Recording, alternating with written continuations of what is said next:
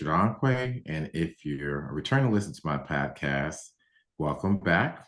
And if it's your first time new, we ask you to subscribe and to my podcast and to future episodes. Today's esteemed episode is the Mr. and the wonderful Connell Spain. Let me read you a little bit about his background. It's such an honor and a treat for us to have such an esteemed gentleman. The big thing about him is really overcoming things. Mr. Spain was born in Melbourne, Florida. He's attended Melbourne High School and had dreams of being a professional football player. Mr. Spain earned the title of Orlando Sentinel Broward County Defense Player of the Year in 1991. He was signed by Florida State University in 1992. He was well on his way to achieving his dreams when the Seminoles won their first national championship in 1993, an All-Atlantic Coast Conference selector in 1996 and in 1997. He was signed with the San Diego Chargers after serving a short stint with the Chargers. He continued his football career in the Arena League and won a championship with Orlando Predators in 1998. Mr. Spain's life took a dramatic turn when he had the opportunity to play a professional football player in the major motion picture, quote, Any Given Sunday, end quote, directed by Oliver Stone. Mr. Spain is finding plenty of his works in films and television and has a renewed sense of purpose and passion in life.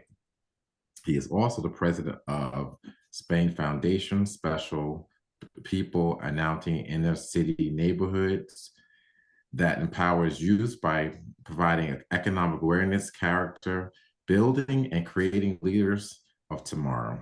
He is passionate about volunteering and brand awareness. What an astounding background. Mr. Spain, how are you? I'm great. I'm great. Thank you so much for allowing me to be a part of this awesome podcast.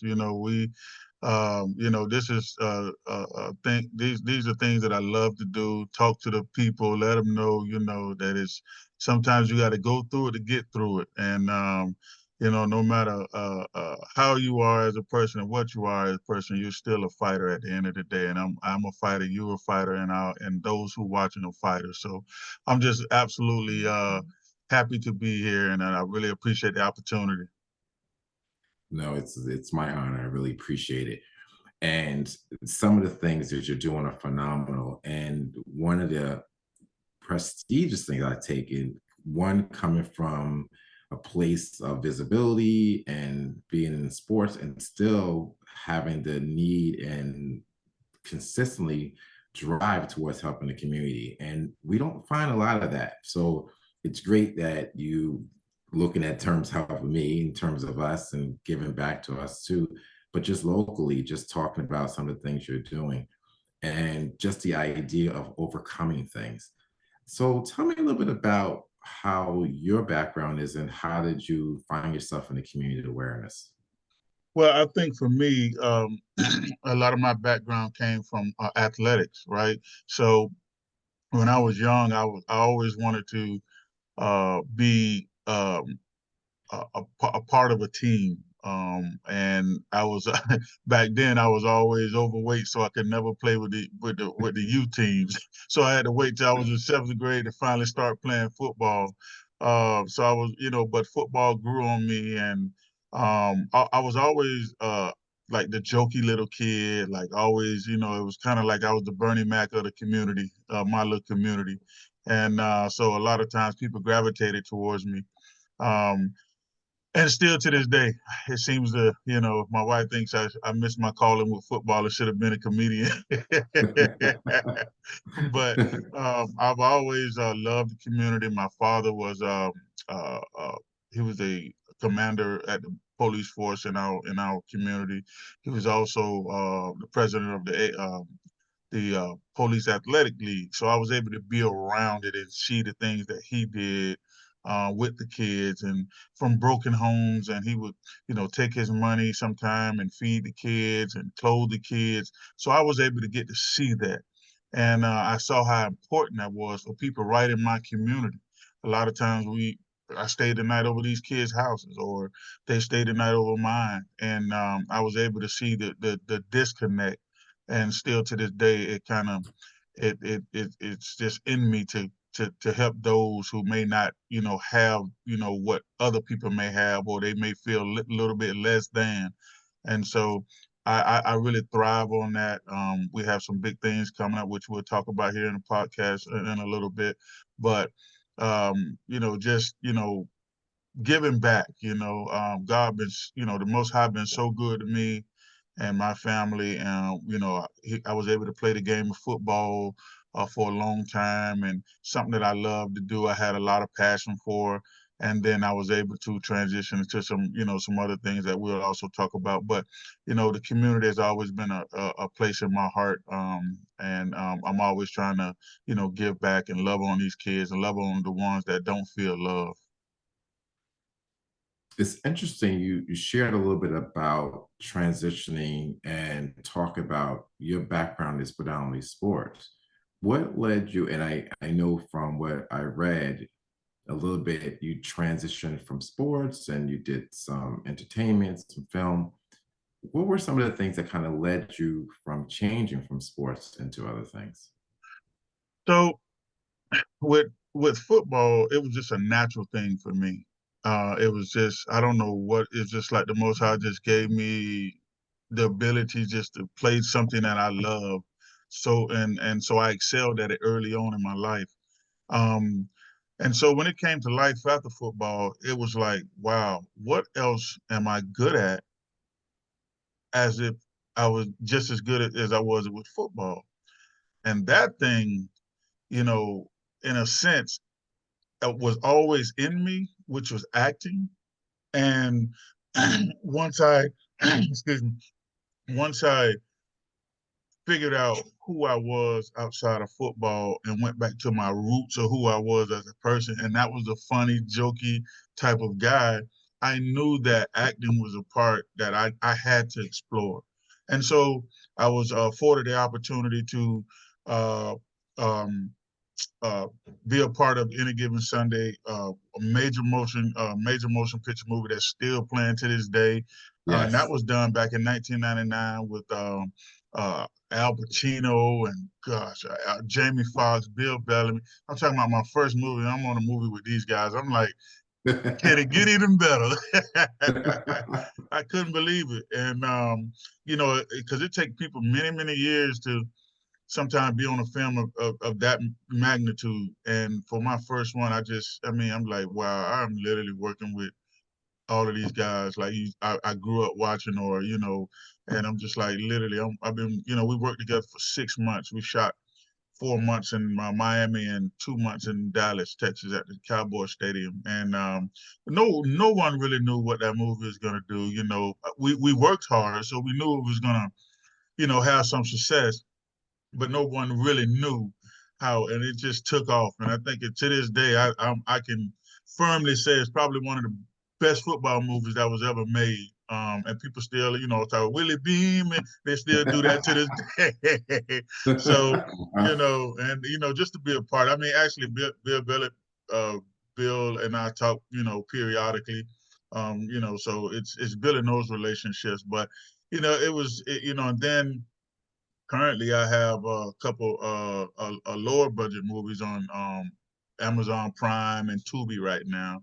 One is called Church of Darkness. That did pretty well. I had some scenes in there where I got some speaking roles in there, so that felt good. And worked on several other projects throughout the years. Getting ready to shoot another one, probably the end of next year. It'll be a big cop, little cop scenario, but I Nice. can't really go into it. Um, but a friend of mine who actually grew up here, he was in the WWE as a tag team person, and so we kind of came up with this idea, and I think it's going to be pretty funny. But acting is, like I said, always been a part of my life. I always looked at TV and just looked at, I can do that. I can do that. And as I grew up and got away from football, that transition was not easy. It really was not easy because leaving football was kind of like leaving a marriage you was in for 20 years, 29, 20 years. Right. And it was a very tough road for me. Some people, they transition a little better. For me, it was tough. Um, and you know, and just realizing that it was all over and trying to find out who I was as a person. For me, it was just a tough road, and I couldn't watch football for a long time. Probably took me maybe 3 or 4, 5 years before I can watch football again. Just trying to get that football out of my system because it almost ruined my life. With the depression piece of it and all of that good stuff, and it was just a tough road. The transition was very tough. Well, you bring up a very good question around that. So sometimes people, and all of us have had experience when it's been a trialing period of time and maybe recognize it could be the dark times for us, and just being able to recognize that it's dark times and then finding a way out of it. So you just expressed a little bit of that dark time. What made you get to that point to recognize you were in the dark? And then secondary, what did you do to kind of pull yourself out of that? So that's a very good question. So the first question is I didn't even realize I was that far in depression. I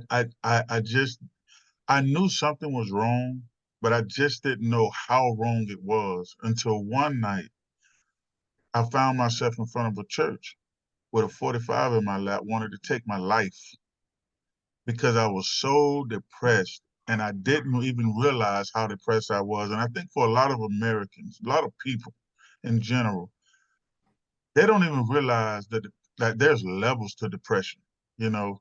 And I don't know how I skipped the first two levels, but it seemed like I just went straight to number three. And I was just so depressed, and I was like, how do I get from being a happy, funny guy to in front of this church, not want to be here anymore, not, you know, not wanting to see another day. And I just never in my mind would have thought Connell, would have ever even thought of something like that. But it happens. It happens to the best of us. And I tell people all the time, I'm so glad that God made me a coward that night, that I'm able to sit here and talk about who I am, where I've been, and where I'm going, and how happy I am going where I'm going because I was a coward that night, and that I get to tell my story so that if somebody is in that position, they have somebody to look up to or even reach out to say, man, I found myself in the same position and I felt like I didn't have anybody to talk to, but I listened to this podcast or I listened to you and it helped me change. It helped me get myself out of that situation. And a lot of times we don't know who to talk to. I didn't know who to talk to. I felt like I couldn't talk to anybody, but I know it was people out there that would have listened. But you get into this thing where it becomes an ego thing, and you can't allow ego to dictate your life. And I allowed it at that moment in my life to dictate it. And it's funny because it's like I couldn't even fight a football because the football ain't real. But the effects of football was real. And I have a lot of friends that robbed, stole, and probably in jail and on drugs because they couldn't transition. And that's a real pill to swallow. I always tell people football is beautiful, but it also has a side of it that feels like taking fentanyl or being on drugs. And it's hard to get it out your system. As crazy as that sounds, like I say, some people they get opportunities to go and be on, leave football and be on big networks. But those are the people that's already went first round or making millions of dollars. They get the opportunity. It's the other people. And it's a lot more of us other people that's not on that level or wasn't on that level that don't get those opportunities. And these, because I thought I was going to play football till I was 50, 60 years old, as crazy as that sounds. And a lot of these kids are thinking the same way coming out of high school, thinking they're going to do this and not everybody's going to make it. Some of y'all going to end up like I did. So I just want you to hear it and feel it because it's real. I appreciate that honesty. I do. And I think we as people, these are the realisms that we have to show. And it's people like you who recognize their truth and open to do that, because a lot of us can be drawn in by the fame, the things that come in it, and not really identify ourselves. Like, why am I doing what I do? And it sounds like you discovered your purpose. And Hmm. so then you were not alone. And we are conditioned to be so strong for everything. So the idea of being vulnerable or not having the answers or just surrendering is just not culturally, it's not one of those things that we identify with. So I commend you, and it's like it's such a powerful story, sharing that part of it. And it sounds like to me you kind of gained a relationship with God, and that sort of surrendering and going to the place and realize you didn't even realize you needed help, but you somehow found that foundation and kind of ended up there. So that kind of is a good segue about just reconnecting your relationship to God. What Hmm. things do you do to kind of to do that?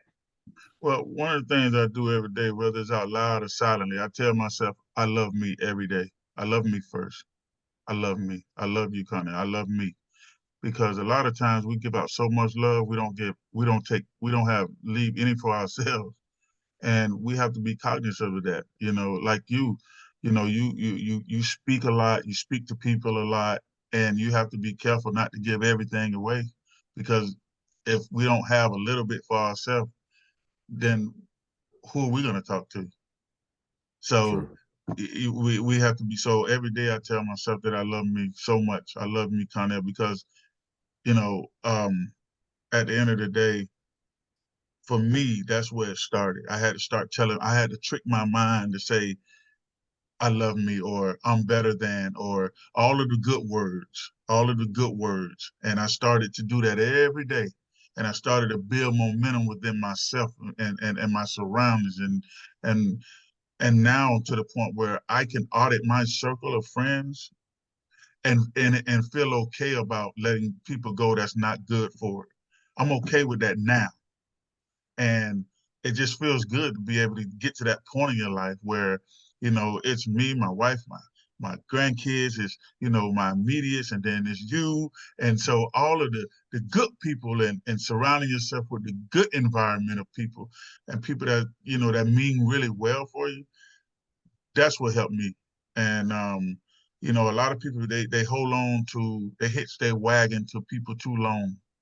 And I tell people, you got to be careful who you hitch that wagon to, because they're either gonna pull you down or they're gonna pull you up. And they're not Mhm. gonna tell you when they're gonna pull you down. You're gonna have to figure that out on the way down. So be careful who you hit your wagon to. And when I say hit your wagon, your heart, your mind, your body, all of that stuff. You know, Speaking too much about what you're doing, I had a problem with that. And I've now learned that you can't always speak about things that you're doing because there are people that want to, take you, hit you to their wagon that's going down. So you got to be very careful. I'm very cognizant of that now. Things just, you know, I'm it help everything that I'm doing. Like I've really strategized. Even when Heather and I was getting married, I said, "This is what's gonna happen." Boom, boom, boom, boom, boom, boom, boom, and she was like, looking at me, like, "Well, I ain't never been in this." I got it, baby. Promise, I got it. But it's that's just who I am. Like I know, because once you've been down to nothing,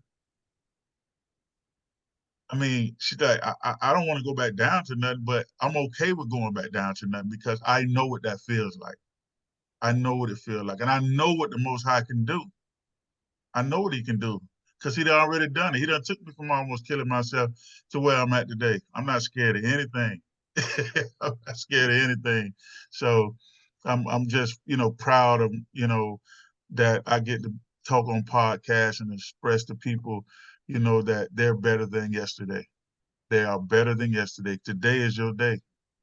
Today is your day. We just had an employee that was dealing with some drugs and problems and things of that nature. And, one of our things to him was, when you wake up tomorrow, starting tomorrow, tell yourself every day you love yourself. Every That's day. Start Great. over the next day as if start over every day telling yourself you love yourself, because that's what's going to help you get through this situation. Before you know it, hopefully you'll be off of that stuff. I think you also bring up a very important point about surrounding with yourself with people who care about you. And I Yes, think we are blessed, and a lot of times in that filtration of realizing who's really there for you, it could be a hurtful moment too, to realize now you're at your lowest, possibly, or really, I don't even look at it the lowest. I really look at your start over.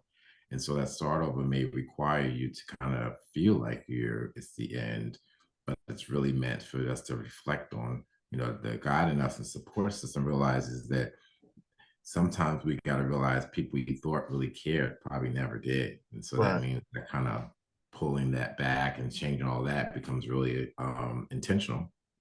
I You're think. absolutely right, because one day I was I was living in Orlando at the time, and I felt like I was just at a stalemate in my life, right? And I could just hear the Most High say, you need to move. And I literally picked up within 30 days and I moved to South Florida. From that move, I ended up on some more. Matter of fact, I ended up on the Ballers with the Rock. So it was like, I'm telling you to move because I got things I need you to do. Yes. And I'm telling you, I picked up and I moved, and it just seemed like everything just started moving, moving, moving, moving, moving. And then I getting back with my wife, and all of that happened because I moved when he said move. And so I absolutely agree with what you're saying. It's not necessarily a setback, it's a start over. And I had to like literally start over. And and though it didn't feel good, I knew when he said that the outcome was going to be so much greater. And that's what we have to do. A lot of times, people they afraid to move, or they're afraid to. You, if he say move, move. And I'm telling you, you have to believe. Your faith has to be right in that move. You can't move and be still grumbling while you're moving. You can't do that. You got to move and know that it you moving for better. But your heart and your mind have to be right. And so when I moved, it was the best thing I could have ever did. And to this day, and seven, that was 8 years ago. And I'm telling you, it's been going up since then. And it's only gonna get better, especially with you in my life. Listen, you're a blessing in my life, too. And I think you bring up a really interesting importance about some religion and then just belief systems. And I think you would agree that a lot has sort of really, you've implemented some new strategies, new thoughts about that. Do you want to share a little bit about that? About that? Yeah, so it's like, my wife and I, I'll just say we're a part of you. And it has been absolutely a blessing. Initially, my wife was talking about it, and I had no idea what she was talking about. And after meeting you and coming up to your home and allowing us to stay with you and understand the religion, and it's such a beautiful thing. It really is. And I think it has done nothing but enhanced our marriage. It has enhanced our household, uh, just with love, with abundance, and so and it's taken very seriously. And I think it has done nothing but help us. And I just encourage people to really tune in to what you're doing and what you're saying, because you are the man. I mean, she used to talk about Baba all the time. I'm like, man, could you please talk about Baba? Who is that? You know, who is that? So it's kind of like for me, it's like you say no, you're a blessing. You're a blessing. You've been a blessing to us, and we really appreciate uh, just the love and the checking up on us and just everything that you do, the love, all the energy that you give out to people. It has to be, you have to get in my opinion, you need a trophy. So, um, and again, taking, our religion, serious and understanding how it works for you and how you have to work that part of it is where we're at, understanding how to work it so that it can work for you. Yeah. Um, and so I think for anybody, whatever that is you do, however you call what, just have something to pull on, have somebody to talk to, have something in the universe without anybody else around for you to talk to, because we do it every day. And I think it's important, for us, and I think it aligns us. And it's been great. It's been really, really great, and I really, really appreciate you, being a father figure in that journey for us. Thank you so much. I try my best. Oh yeah, you do a great job. I think I'm a big advocate of community. I think we need to do better about being a support system. So I think that's like the important mantra about we don't need to do it by ourselves. God created community, and even the places where we feel alone is always an extended hand. God always puts his or her hand out for us to reach, and it's really a free will, free choice. And there are a lot, just like there's so many challenged people, there are a lot of good people sincerely want the best. And as you know, I want Yeah, the best for you and your family, of course. And that gives me joy. So I think that's the part that makes it even easier.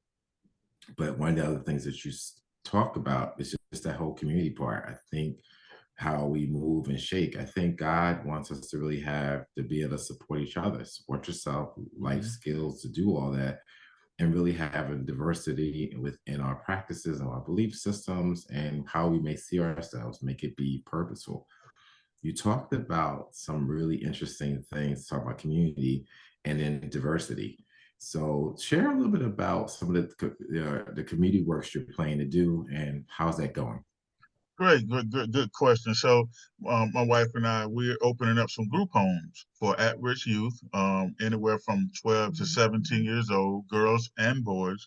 And man, I can't tell you how excited we are about this, because this gives us an opportunity to really give back, to really love on these kids, keep them out of jail as as best we can, and get them around community leaders. I'm already setting up a meeting with the mayors of the cities, the police Wow. department, the chiefs of the cities, the superintendents of all the schools of the county. So there's a lot of things we're going to be working through, because I want our kids recognized for when they do well. I want our kids, and when they do wrong, well, we're going to address that as well. But the goal is to get them around people they probably never thought they'd be around on a good level, and not necessarily a bad level. So it's okay to be around a chief of police if he know that you're out here doing great things. And if you know that you're meeting someone that's going to call me in the middle of the night, that's going to be good too. But we have planned, trips planned, such as being able to take them to Florida State games, out to my alma mater. Get them in the locker room, get around players and the coaches and things of that nature. They probably never ever thought they'd be meeting. So we're just really excited about opening up these at-risk youth homes for the youth in our community, and I think it's going to be an awesome, awesome opportunity for these kids to really be loved on and really, you know, so if they tell me they want to be a doctor, or they tell me they want to be in space, or they tell me they want to be a police officer, whatever the case may be, I'm going out to get those peoples and bring them to our homes, or bring our kids to them, so that they can actually get get around and feel what it's like to be in that environment. Not just say, "Oh, hey, you want to be this and nothing." No, I want you to, if you want to be this and be that, we're going to go and see about that. We're going to get you around that, because it may not be what you want to do. You may say it, but I want to know what it is that you really want to do. I mean, we all change things in life, but and then talking with the principals, letting them know, hey, these are my kids, and I'm going to be up here. I want my kids to graduate. I want them to be purposeful, and abundant in life. And the only way we do that is we start them off with a good foundation. A lot of these kids, they don't feel love. They don't have family. Can't find their sisters and brothers. Been placed in this home. Been placed in this home. But one thing we're going to provide them is a clean slate and consistency, full of love and opportunity. So it's going to be on them, as well as my staff and myself and my wife, to ensure that they get a good start in life. There's no guarantees in anything, but we're going to pour all we can into them, and like I like and give them a great opportunity to succeed, and hopefully they do. My goal is to make sure of that. And actually, we have a meeting next week with the coalition that actually provide the kids to new group homes and things. So I can't wait to meet with them so they can see what type of people we are and what we got planned for the kids. And I'm sure they'll be excited as well. Wow. What area is that going to be in? This is in Brevard County, so that'll be in Melbourne, Palm Bay, Florida. We're about 30 minutes south of Cocoa Beach Okay. and about 30 minutes south of Vero Beach. So we're in between Cocoa Beach and Vero Beach. Wow. And we're probably about 15 minutes from the beach. So yeah, so it's a nice area. It's an up and coming area. Back when I grew up, it wasn't too much here. I don't think we had a Walmart, but but right now it's like booming. It's like one of the, because this is a type of area where it's too expensive to live down South Florida. It's too expensive to live up north. So they all kind of congregate right here in this kind of like this Brevard Indian River County area. And because it's still priced right in terms, I mean, the prices went up, but they're still nowhere near, south and north. Um, so it's definitely growing. It's definitely growing. A lot of new businesses coming here.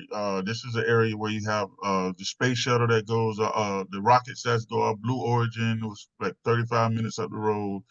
L3 Harris, Northrop Grumman, all of these big space contractors. So it's a lot of opportunity for people, kids, families. So we love it, and I wouldn't change it. I always said I would never move back home, but I end up moving back home. So it's been great.